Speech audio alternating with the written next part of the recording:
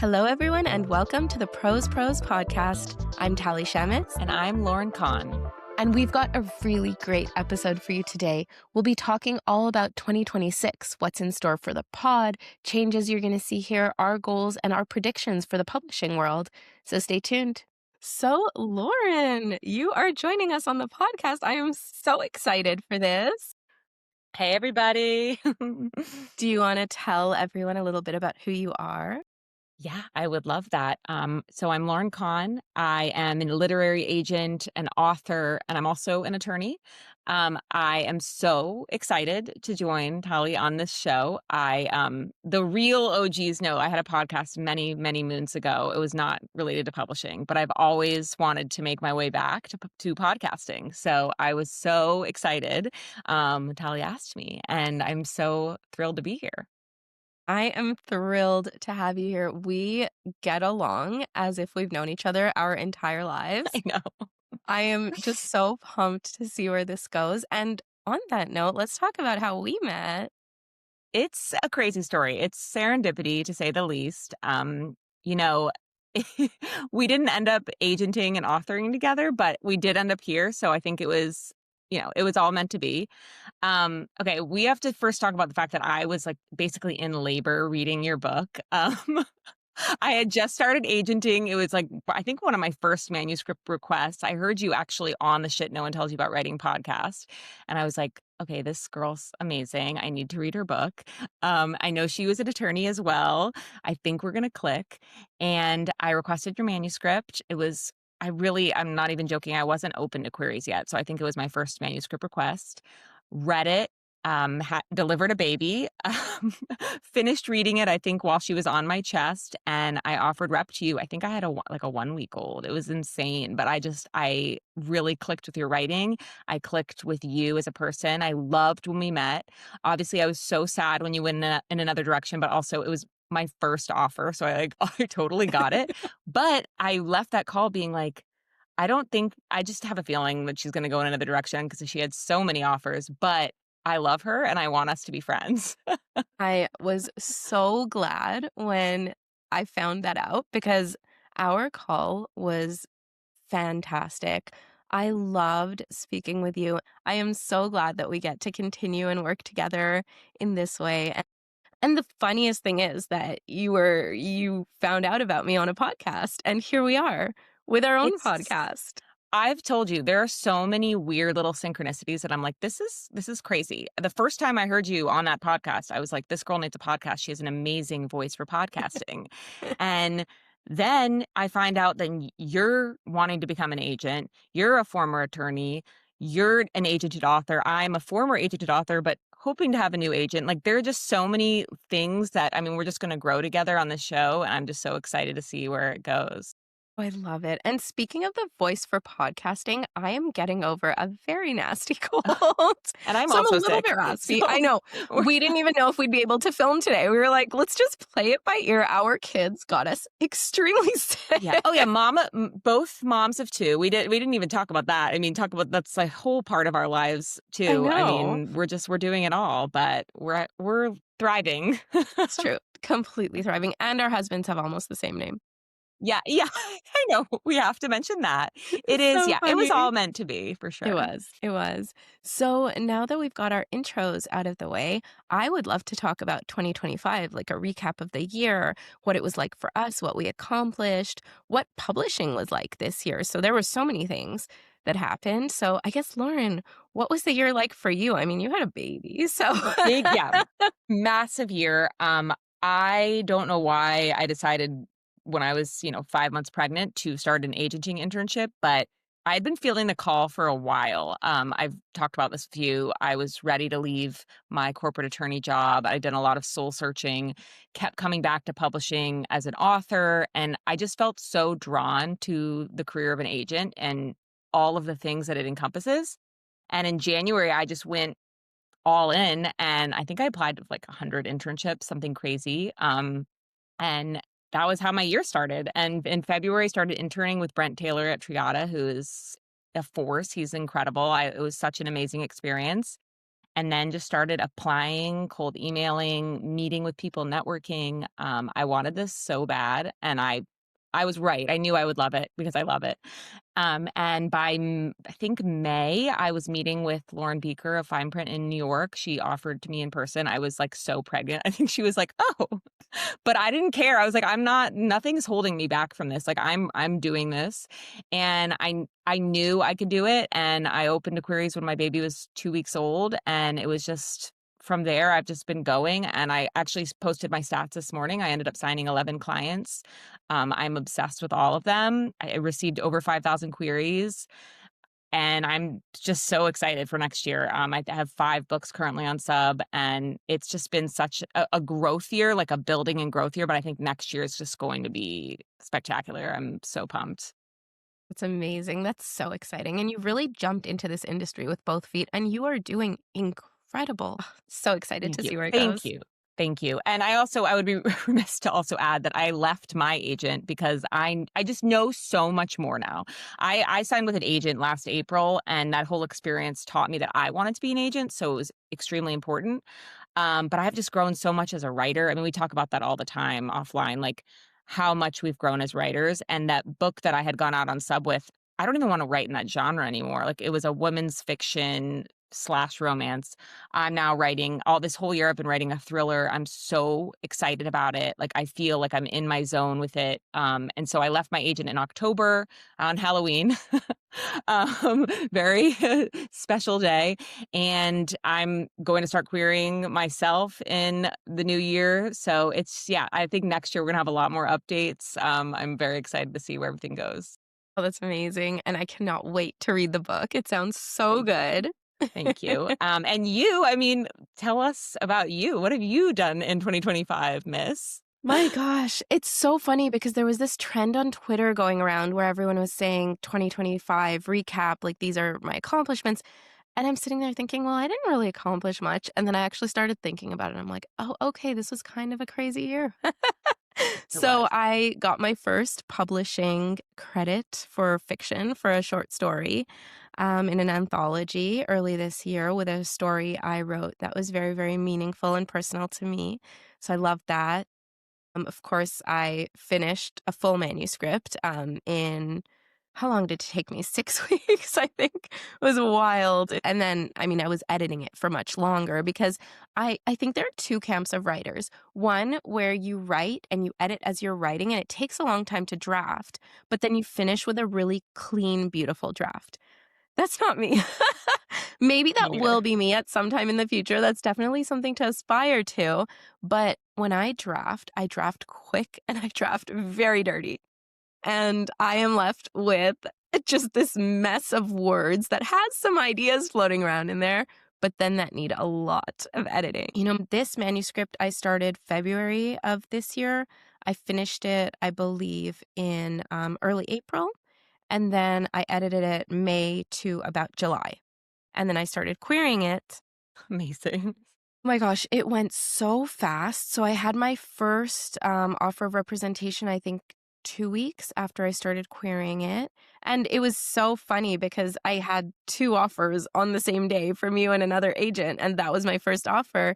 And then I had two more offers, and it was just a whirlwind. Oh my gosh. And this is really a year where I feel like my writing and reading style has changed a lot because prior to this year, I couldn't read more than one book at a time, and I definitely couldn't write more than one book at a time, and now I just feel so immersed in this industry, and I feel like I have so little time and so much reading to do.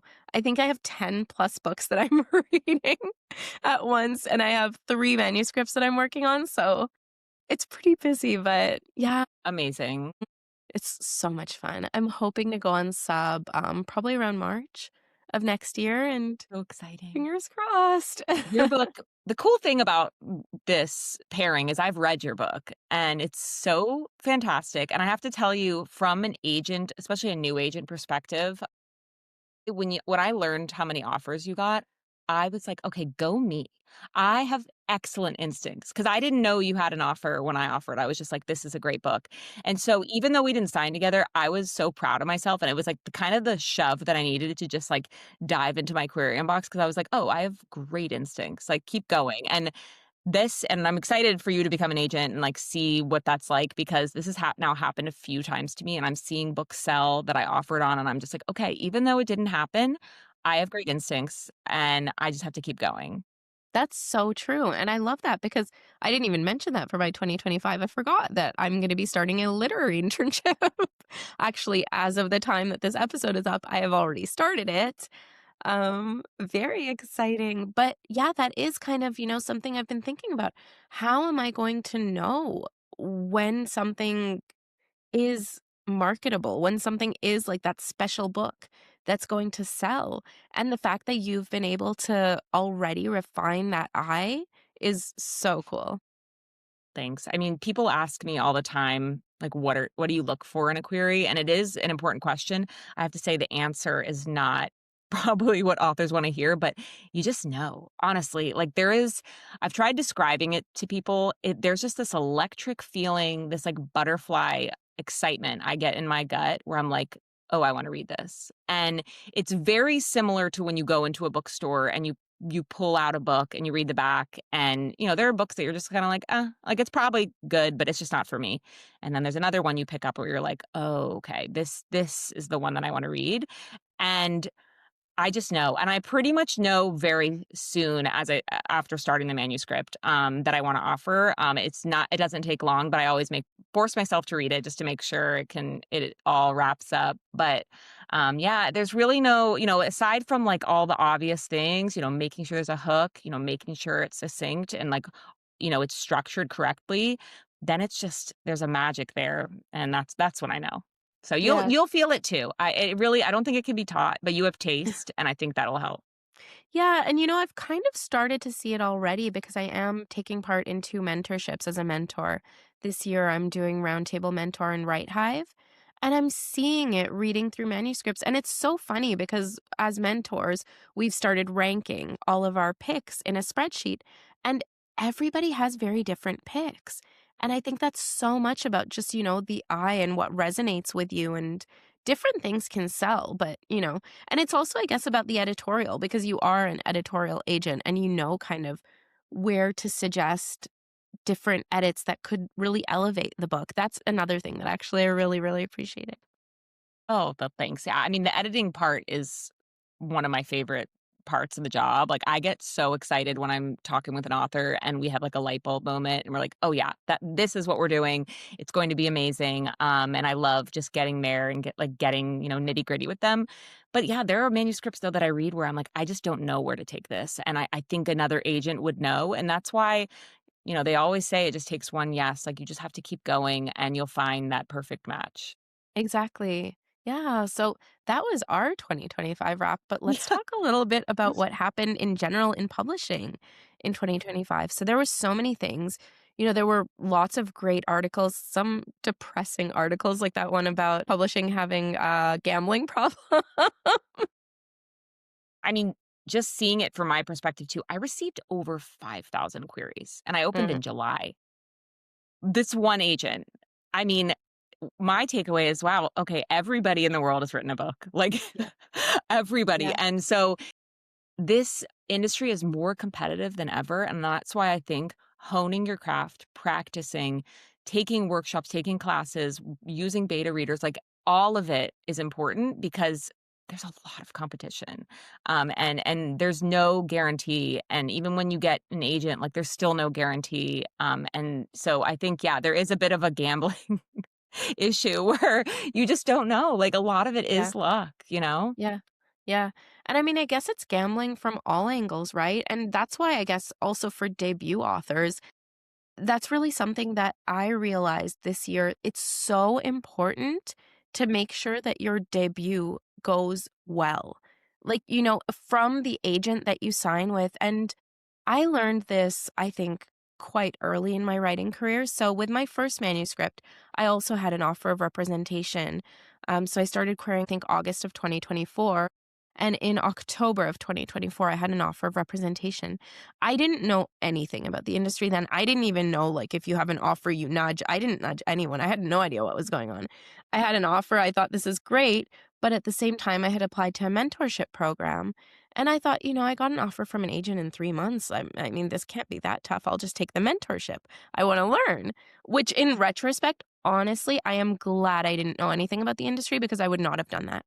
If I actually knew how hard it was, I would not have done that.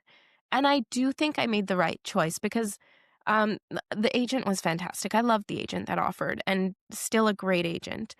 But the agency, I think at the time, didn't have very many speculative fiction releases under their belts. And I don't know, I just somehow had this insight that if this is the first book I'm going to put out into the world, it needs to go really well. And I think you see that where publishing houses actually want debut authors Mhm. more than they want, maybe mid-list repeat authors. And we're seeing that have kind of ripple effects throughout publishing where, someone that's, let's say, published with a big five 3 times, but now isn't getting a deal for their next book, they're going to indie presses.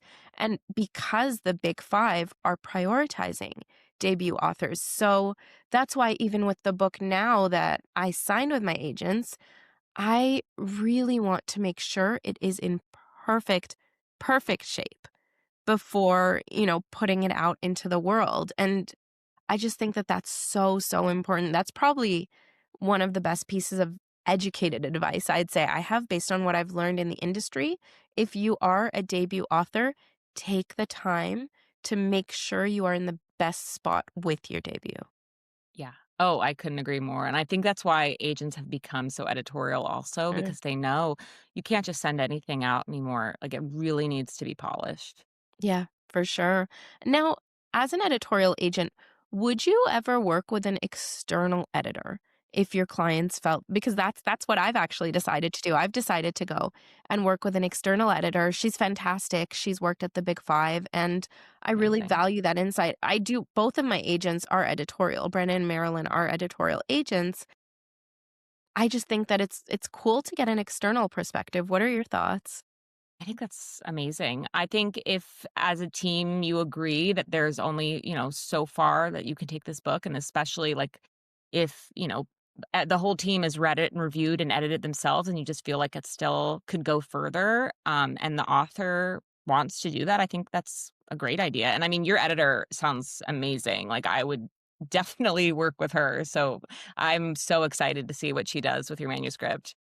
Yeah, me too.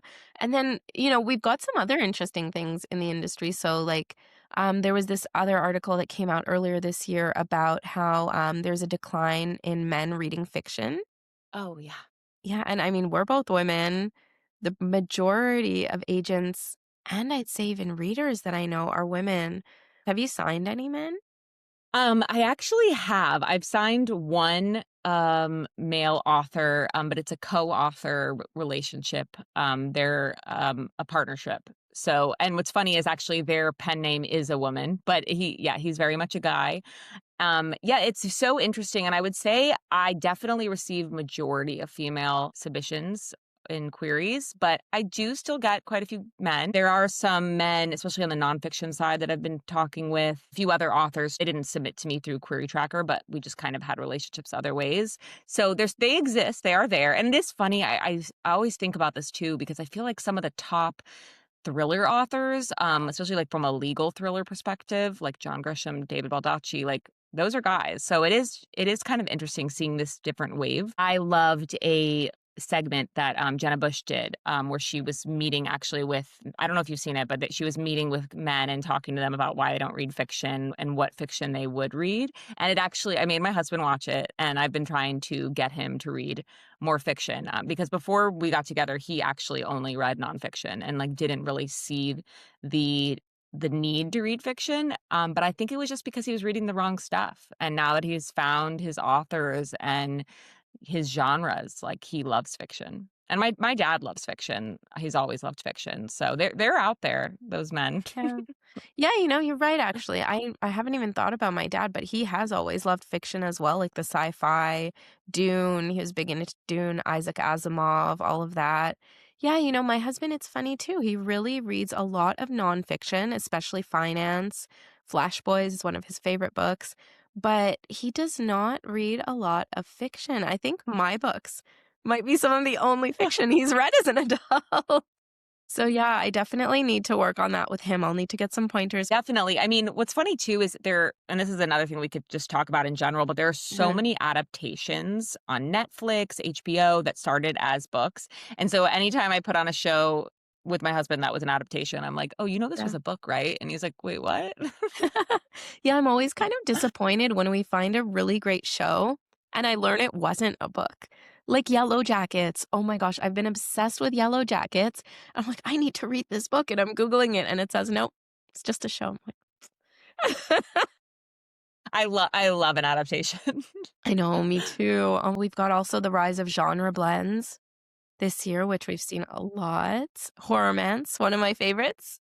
I've been hearing about Horror Man since the beginning of the year. When I was interning with Brent, he was actually one of the first people to tell me, like, okay, this is the genre blend that's going to take over 2025. Every editor wants it. And it's just so interesting because I feel like if you start writing a romance now, it might be over. Like the wave of publishing is just so fascinating, and you kinda just have to catch it. Like, it's very hard to predict it. That's why it's very hard to write to the market. Like, I mean, because if you start working on something now, sorry, but it's probably gonna be over by the time you query it. It's true. It's true. And we've even got these tiny little micro trends. Like earlier this year, everyone wanted water books, water based books like pirates, sirens, stuff like that. That lasted like 2 months and then just went away. I know, it's fascinating. I do think, though, if you are able to, as a writer, come up with a brand new blend, it could be Mhm. something. So, play around with things. That's true. That's true. And then we had the rise of social media and influencers writing books, Mhm. which has been received maybe less than stellarly by other I know. writers. I know. I think it is frustrating, especially authors that, they did it traditionally. They queried, they got an agent, they're now on sub. And then you see a book influencer who was Mhm. contacted by an agent and now they have a publishing deal. I think it's extremely frustrating. I guess the only thing that helps me is knowing that there was still a lot of work that went into that influencer's career on the back end. They Exactly. didn't become an influencer overnight. Like, they had to put in the work on social media, and my social media skills are just not great. So I guess I would rather just do the writing. Yeah, no, for sure. It is a ton of work to grow on social media. Getting those numbers up there is not easy, but writers will see someone that just has an idea for a book, hasn't even written a manuscript, and gets a publishing contract. And it's discouraging, but I think it does help to consider, they've built themselves up to that point. I know. I think as a writer, it can be very challenging to see, okay, I need a social media platform. I need to be working on my next book. I need to be, talking to agents. It's like there's so many places you need to be, and it can be very overwhelming, especially like, okay, well, you probably have a life too.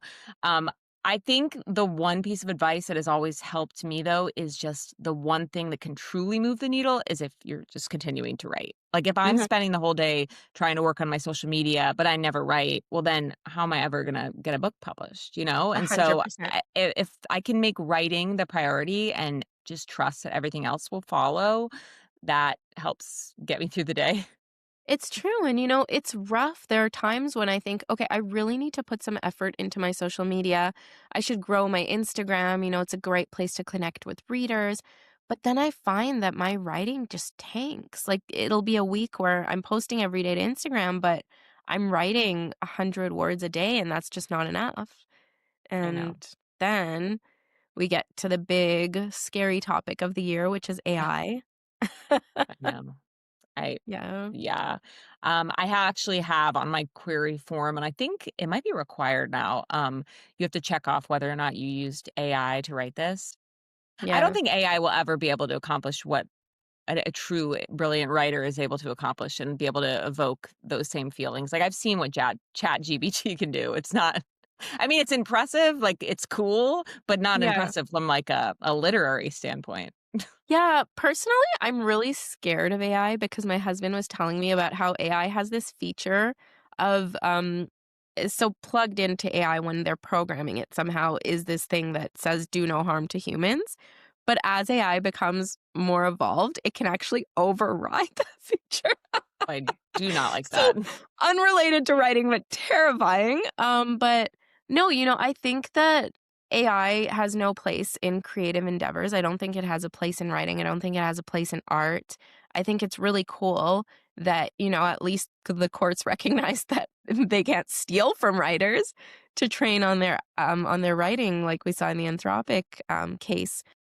But, we are seeing publishers now making deals with AI companies where they're licensing writing to train their models. I guess that's another income stream for writers. I'm not I'm not 100% sure how I feel about it because I mean the point of that is to make AI think more like humans, and I think that that's kind of inherently problematic. Yeah. No, that's terrifying. Yeah, Very, yeah, very anti, that. I should just stay away from creative space exactly. in totality. I mean, did you hear about how that, there's an AI actress and she signed with an agency? Like, come on. Yeah, no, and they're AI influencers, they're AI artists, like, it was either Flo Rida or LL Cool J who made a singer or something like that, like a young girl who sings, who's AI. It's weird, it's dystopic. It's so weird. But on a brighter note, I did see that a new Barnes& and Noble is opening in my town, and I did see recently a lot of new independent bookstores that are opening. So I don't think books are going anywhere. I feel like every year people are like, "What's going on with publishing? Are people still reading?" I think more people are reading than ever, frankly, and I actually do have to give social media its due there because I think because of Book Talk and Bookstagram, so many people came back to reading. I mean, people in my life that never were reading are now reading. And I'm just seeing so many new bookstores opening. So that gives me a lot of like hope just for humanity, frankly. Humanity. Oh, yeah, me too. And, I think we're seeing trends, and I want to talk a little bit about trends in 2026 too. But we're seeing trends in response to kind of this AI and technology focus that are calling back to more humanity in what we consume. So, even there's been kind of this interesting discourse around going analog, because you have the first Yeah. generation of kids whose parents are addicted to their smartphones. And so they want to move away from that. And we're seeing the rise of in person events and even like, I don't think humanification is a word, but the humanification of books where writers are including little illustrations. Even if they're not illustrators, they're drawing little pictures in their books so you can see a little bit of their inspiration. I'm seeing a lot of book boxes and subscriptions come out with annotated books. And I think that's so cool. I got an annotated version of one of my favorite series, Caraval. Yeah. So Stephanie Garber has actually written notes in the book That's so that cool. what she's thinking when she's reading, and I think that's really cool. So I think that is definitely something that could never be mimicked. That is so No, human. 100%. So human. I mean, it's terrifying, but in a way, all of this technology, I mean, I feel more connected than ever. I mean, the fact that we're doing this right now, I mean, you live in Canada, I'm down in Florida. Like the fact that we know each other and we're so connected and we're doing this show. I mean, the fact that we've been able to connect with a lot of these authors that little Easter egg will be coming on the show. I mean, authors that I'm obsessed with. Yeah. And I know you are too. And so I in a way, I am, like, grateful for some of it, but yeah, the AI of it all, I'm very scared about. Me too. But we'll see where that goes. But I think that's a great segue to talk about our goals for 2026. So what do you want to accomplish in 2026? Well, from a writing standpoint, I wanna finish this thriller. I started it back in February. It's an idea that had been kind of needling away at my brain for a while. I don't know how you are with ideas, but I kind of let them simmer. And because it was a totally new genre, I kept kind of pushing it away, and I was trying to work on something in the women's fiction genre, and I was just so bored with this book that I was working on. Maybe one day I'll come back to it, but I was just like, I feel nothing for this. And I just decided, you know what? I'm just going to fast draft this idea and just like get it out of my system. And in a few months, I wrote 50,000 words That is so much harder with 2 children, by the way. I'm the one child drafting sessions, I was like, "Oh, he's down for a 3-hour nap. Mama's going to town." Now it's like, "Oh, he's asleep, but she's awake." Mhm. Um, but so my goal is to completely finish that. I started it in end of February, so I would really love if I could finish it by February and then say I did it in a year because my first book, it took me 2 years. Granted, I did have a child in that time span too, so it's not just a year of writing, guys. Um, but I would love to finish that by February and start querying that. And I would love to sign with a new agent that I just feel like, okay, this is my agent, and we're on this journey together for my career. I just know so much more. I mean, we were talking about like how new you were when you queried for the first time. I knew nothing, and I was just throwing my queries out to everyone. And yes, I signed very quickly, and that was amazing because I know there are writers who query multiple times and they're in the trenches for years, but it just wasn't the best match for me in the end, and, I'm excited to find that partner and see where my writing career goes. From an aging perspective, I'm excited to sell books. I am so excited about the authors that I've signed and that are on sub. Their books are fantastic. I'm so thrilled, that I get to work with these amazing humans, and I'm excited about, like, getting through my query inbox. There's a lot of manuscripts in there I'm really stoked about. I have some amazing, like, nonfiction stuff in the works that I don't talk about as much because, 2 of them I've signed with and 1 of them were on sub, and I'm obsessed with both of them.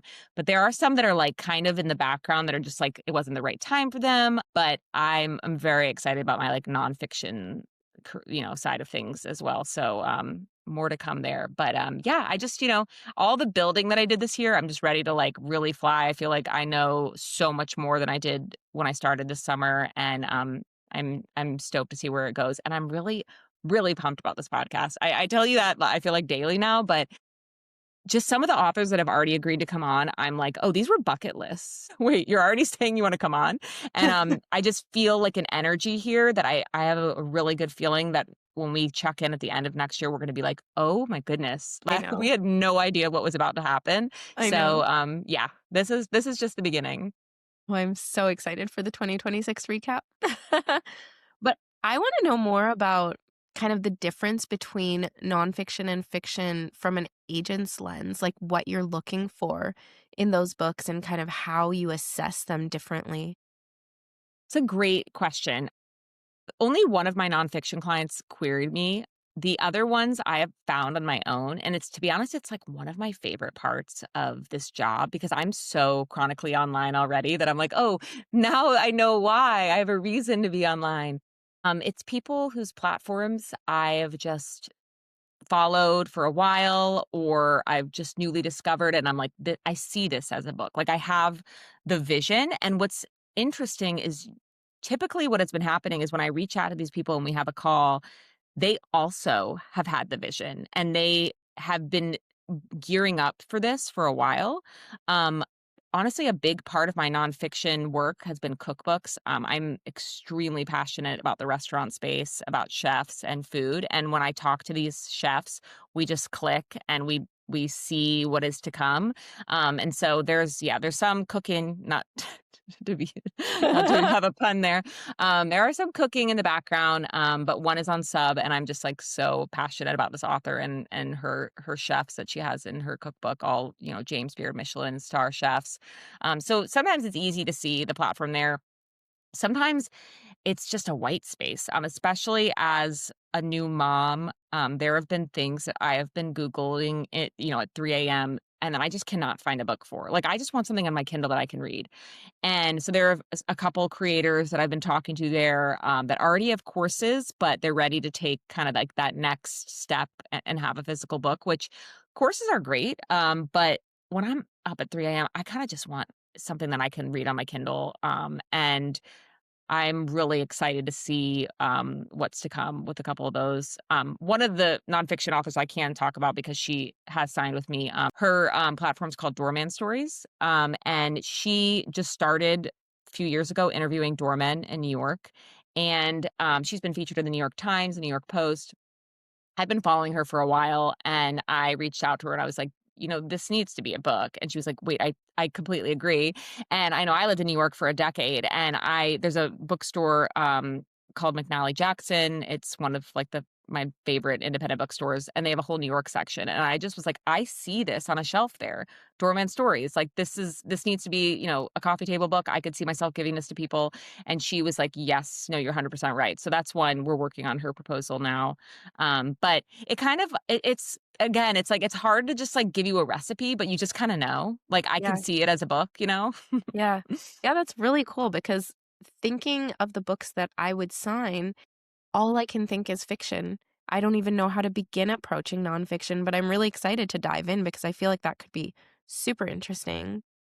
Yeah, no, it's a cool blend. Like, I mean, fiction is amazing, but sometimes, I'm editing so much, like my eyes are bleeding, and it's nice to just kind of like talk about food and like proposals. Also, inside tip are much easier to kind of just like edit and get out the door, and get those on sub. So, little agent tip for you. Yeah, and I wanna say also, I can so relate on everything being a video lately, like how you mentioned, you just want something to read. Even when I go to the Weather Network app to see what the weather's gonna be like, there's a story about a storm coming, and I click on it, and it's a video. Like, "Just let me read this." I know, I know. Honestly, and I know we were kind of going back and forth on like technology and stuff. I keep mentioning my Kindle, and I have to say, like, as a mom that's up in the middle of the night with kids, like the Kindle's been incredible. I Yeah, have, and as an agent, because I send all my manuscripts there, and so I'm reading what it feels like a book, and that's actually a sign for me that I need to sign the author when it feels like a book. I'm like, "Okay, I need to sign this author," and there have been so many times that I get to the end, I'm like, "Wait, where are the acknowledgments?" And then I'm like, "Oh, wait, this was a manuscript that was submitted to me." So the Kindle has been I would say, my most used tool as an agent for sure, and a mom. yeah. Yeah, it's funny, I started with the small Kindle, like the smallest size, and then I thought, I need a bigger screen, this is too small for me. Eventually, I've graduated. For anyone that's watching this on YouTube, Amazing.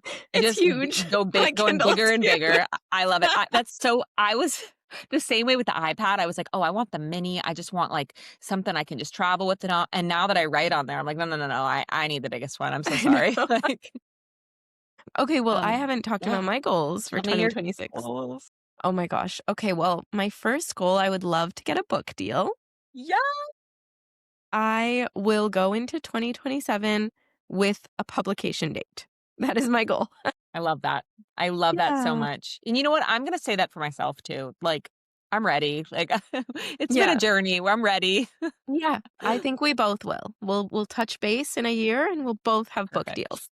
Amazing. I love it. Yeah. I really want to be an agent by the end of the year. I'm starting the year as an intern. I think that, it's perfectly reasonable. You will. You will. Yeah. You're already so embedded in the industry.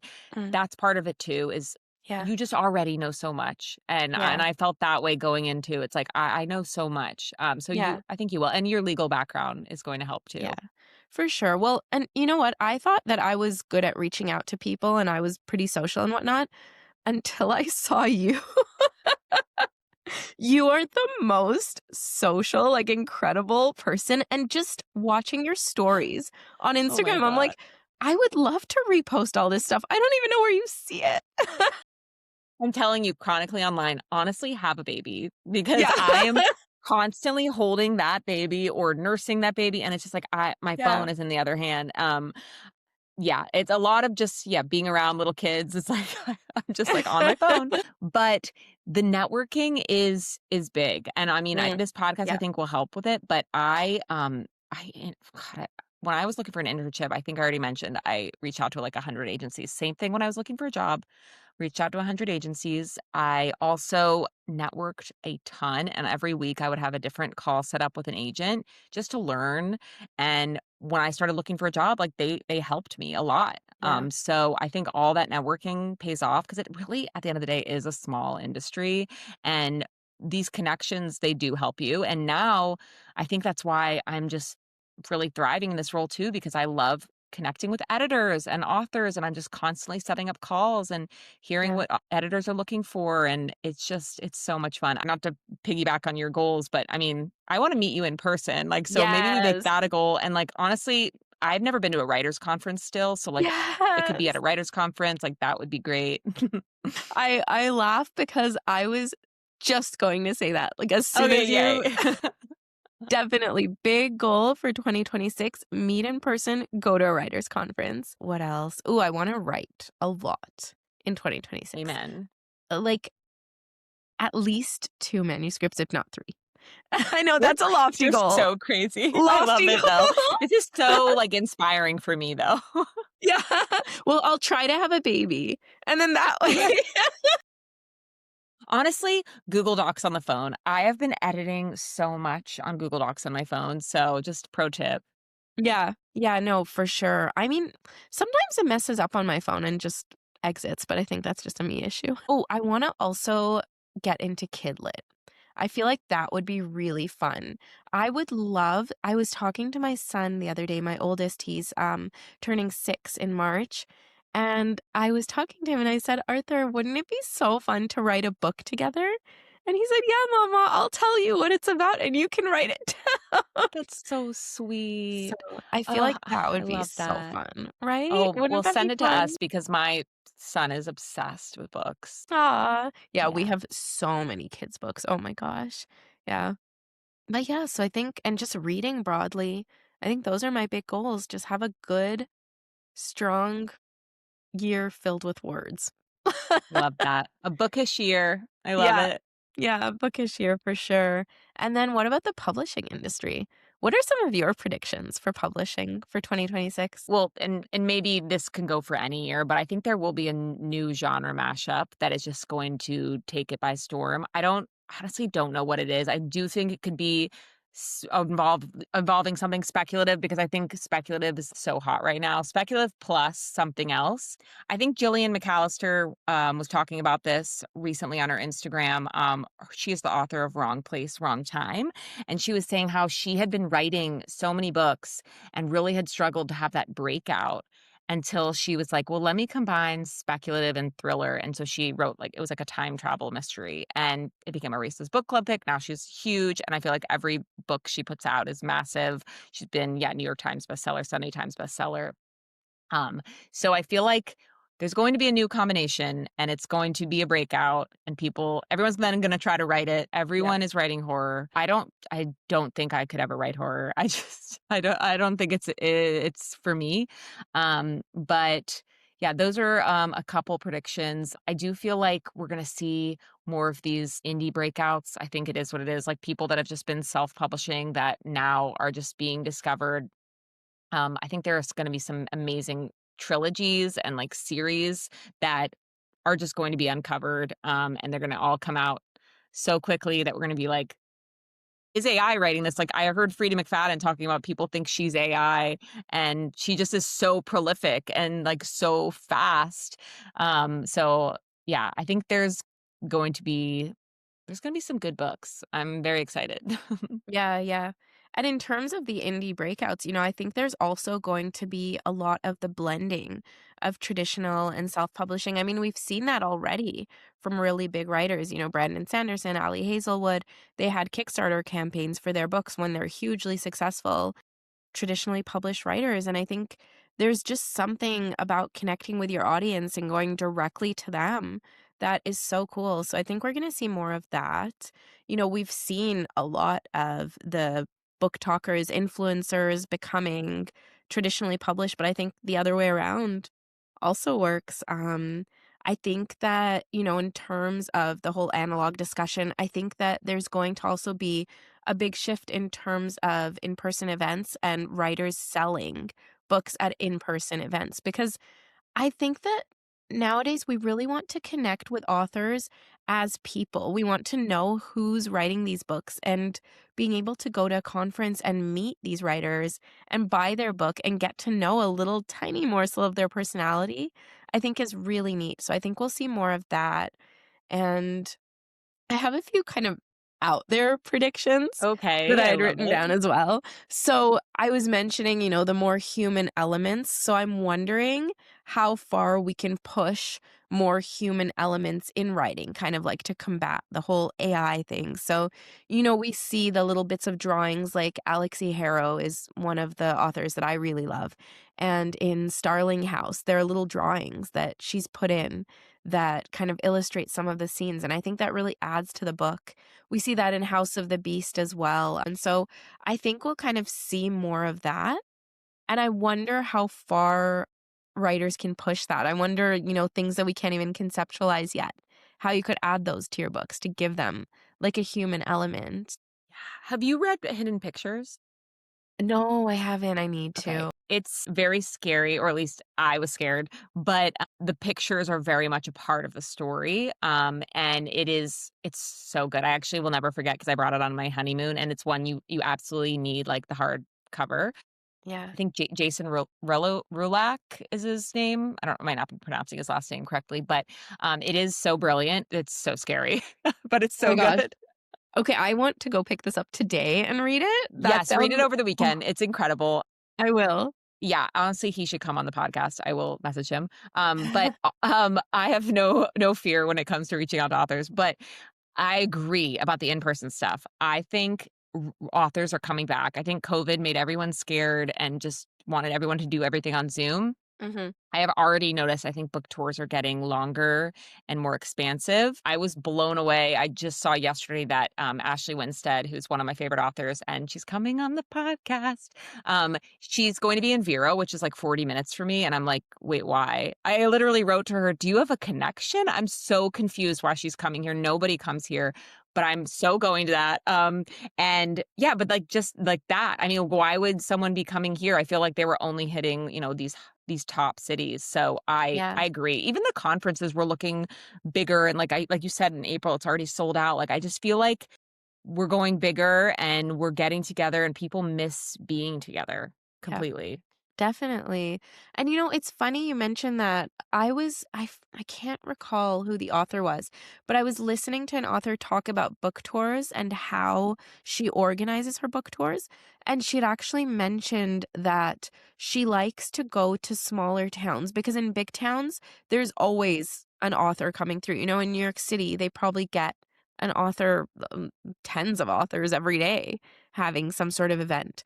But if you go to like a small town in rural New Jersey or something like that, you're the only author that's gone there. Everybody is going to go there, and then maybe some people from the surrounding big towns.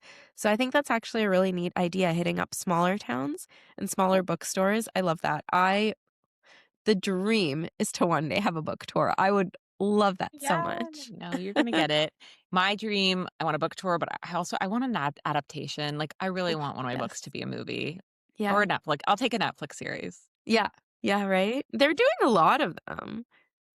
Yeah, they're doing so many. I just saw, I don't did you read The God of the Woods by Liz Moore? No.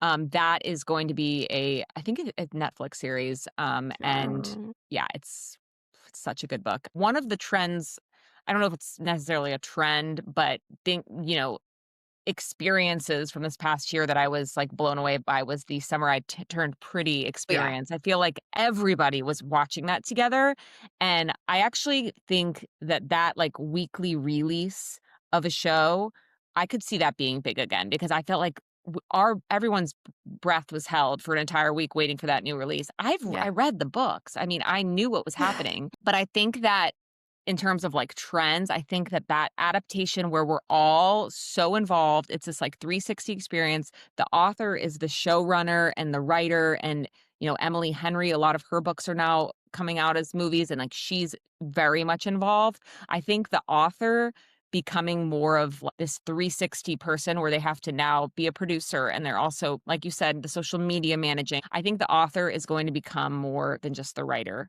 They are going to take on this totally, universal new role that where they have to put their hands in so many different pots, and I think that's going to be a trend that I don't even think that's just 2026. I think that's gonna be now going forward. There's gonna be a lot more that's expected of you Yeah. as an author, and I think that goes to a lot of these trends. The book tours, like, you have to kind of come out of your writing cave and Yeah. go out into the world, and I don't think that's gonna go away. Yeah, I love it. I personally just think that that's so exciting and being able to try all these different things. And, some of my favorite shows that I've watched are adaptations. I think that the majority, like I said, I was surprised when I learned that Yellow Jackets wasn't an adaptation because I don't know if you watched Half Bad, The Devil and His Bastard Son. I think that's the title. So that was based on a book, and it's a fantastic adaptation. A Good Girl's Guide to Murder, fantastic adaptation. You, oh my gosh, so good. So good. Well, what's interesting too is, like, how many adaptations then are going past the books. Like, just to go off the Summer Turn I Turned Pretty, the show ended where the books ended, and now there's gonna be a movie, Yeah, and that's all new content. So I just yeah, think that's so cool because now it's making Jenny Han, like, truly a screenwriter, and now she's writing a movie, and it's just so interesting, like, seeing these authors, like, be pushed in these different ways. Like, I know Tell Me Lies, their season 3 is coming out. That's going way past the book. I yeah, just think it's so cool for readers too, like, to not have to leave that world. yeah, Also, like, this past year, I know, Carly Fortune did another book in the Barry's Bay series where she took the characters from Every Summer After and kind of took one of the brothers and made him his own spinoff. And I just love when authors don't leave the world because, like, there are worlds that I just want to live in. yeah. So please take me back there. I know, I love it. And, I think that we're really seeing this year authors becoming celebrities. Like, Taylor Yes. Jenkins Reid got her own Time cover for That was Atmosphere. Like, wild. Yeah. that's incredible. Sarah J. Maas, Rebecca Yarros, they're like household names. Everyone knows them. No, I know. They are celebrities. Opalite, Taylor Swift, Yeah. 100% about Onyx Storm. Like, come Yeah. on. So, I've oh, listened well, to that song so many times. speaking of Taylor Swift, she was listening to The God of the Woods on audiobook on her Eras Tour documentary, and the sales for God of the Woods just went like crazy after Oh my that. This was god. in this past week. So, yeah, I mean, books will always connect us, whether you're Taylor Swift or you're you and me, we'll always be connected through books, which I love. I know, me too. Oh, I'm so excited. I'm getting a whole reading list off of this. Next episode, I will Yeah. come with notes. Well, I definitely want that to be part of the show. I want us to always be Yeah. talking about the books we're reading. Honestly, we could do a whole podcast just on, like, the books that we read this year. This is another reason that why this co-hosting partnership is so fantastic because we both have very different taste, but I think we also cross over a lot. So I'm very excited for recommendations from you. Me too. Oh my gosh. And I am shocked to see that we're almost at an I hour. know this is like what I could go for 2 more hours. Seriously. Oh gosh. Okay, maybe let's wrap up with what we're reading now Perfect. and maybe what's coming up on the pod. Maybe no spoilers, but just stuff we're excited for. Amazing. Okay. Well, I just finished. So I love getting arcs through NetGalley. Yeah. I've been doing that for years. I just finished. Have you read any Lisa Jewell's books? Yes, I have. What's the one that has the black and blue stripes on the cover? Don't Let I Him just In. don't let him in. Yes, Yeah. that. Oh, okay. So we know what's funny is actually this her newest book. It comes out in June. Um, One of the characters from that book, a very minor character, is the star of this new book. Oh, It's called "It Could Have Been Her," and it is so weird. Like, her books, are very weird. Like, they're just so, like they just take it so far, like, where you're just like, "This is so weird. Like, why am I reading this?" Like, Then She Was Gone is still one of the most haunting books I've ever read, and I've talked about this with other people where they're just like, "What was that?" Like, but in a good way where you're just like, "I can't stop." And so this book is strange. It's very much about, like, weird family dynamics in a very dark house, which she does so well, but I couldn't stop reading it. I finished it last night. It is crazy. Definitely read it. Then I bopped back into a such a different book, Adelaide by Genevieve Wheeler. I was, like, at the 50% mark, and this I got access to this Lisa Jewell book, and so I had to stop everything. Adelaide is it's a toxic romance literary book, and it's very sad, but it's very good. Like, I'm at the 50% mark, but I'm happy to be back into it. And yeah, that's honestly, and then I'm reading a lot of manuscripts that are yeah. Great. Yeah, I fear that's gonna take up the majority of my reading time Mhm. very, very soon Yeah, as I I start the I have to internship. go back and forth because, I don't wanna give up, my books that are published either. I hear Cece and Carly talk about this on the shit all the time. How do you balance both? But I try to just spot between and, maybe when I finish a manuscript, then I go back into a published book because I there are just so many books I wanna read. So many. Yeah, so little time. Exactly. Okay, so I have got my Kindle open because I've got so many books going at the same time. Oh my gosh. Okay, so I am in the middle of T. Kingfisher's Sworn Soldier trilogy, which I think is going to have more books in it, but I love T. Kingfisher. I love her voice, love the writing. I'm obsessed. I am currently reading Daughter of Smoke and Bone, which I had only learned about recently, but it sounds quite similar to my book in terms of there's an art student, and I just thought the plot was so interesting, so I thought I'd Amazing. read that for some inspo. I'm reading Wuthering Heights again just to Why get not? some of the Oh, another gothic, like adaptation. Yes, that's right. That's actually, I think, why I started rereading it because I saw there was gonna be the adaptation. I'm reading Serpent and Dove, which I had another podcast episode that I filmed with Courtney Wynn, who's the author of Vessalus, and she had mentioned that this is the book that inspired her to write in the first place, which for Amazing. me was Fourth Wing. Oh, that's So, awesome. yeah, right? So I thought, you know what, might as well. I'm reading Quicksilver, which I've tried to get through a few times, but I keep just kind of getting stuck in the middle. Yeah, yeah. But You'll it's finish it one okay. day. I'll make it. I'll make it one day. And then, I've just there are so many. There's so many that I'm reading right now, but I'm very excited for a lot of new releases coming in 2026 as well. Of course, Frida McFadden's constantly coming out with new books and And The ugh, Housemaid in theaters in a few days, I think. Yeah, yes, yes. Oh my gosh. So yeah, it's gonna be a good year. yeah. It's 2026. It's gonna be fantastic. Like, I just am so excited. I don't know why, but I just think this year has been such a, like, just like a growth and building, and I feel like I've met so many incredible people, and I just think 2026 is just yeah, it's gonna blow us all away. I'm so Yeah. excited, and I'm so excited about the show. Thank you so much for making me a part of it. I This is just the beginning. I'm so pumped. So am I, and I hope that you all are as well. So thank you so much for tuning in to our first episode as co-hosts. I hope that you've enjoyed it, and remember to check back next Tuesday for a new episode of the Prose Pros.